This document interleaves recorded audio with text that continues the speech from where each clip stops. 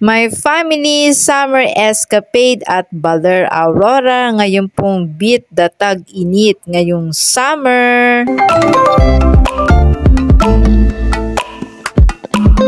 Ayan si Daddy, oh, nakaupo.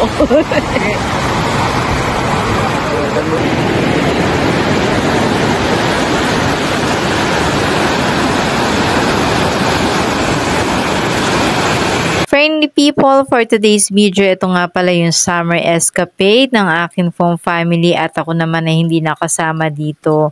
Ito nga pala ay nung Holy Week. So ito yung napakagandang view dito sa dagat sa Baler Aurora at talaga naman po sila po ay nag-spend dito ng 3 days at ang saya-saya na kanilang band.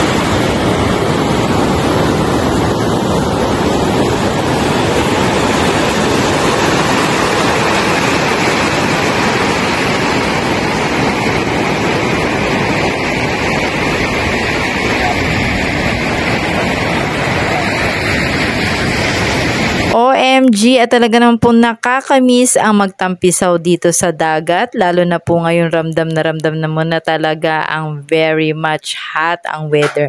Ito nga pala yung aking kuya, yung aking hipag, yung aking daddy kung saan sila po ay nag-bonding moment.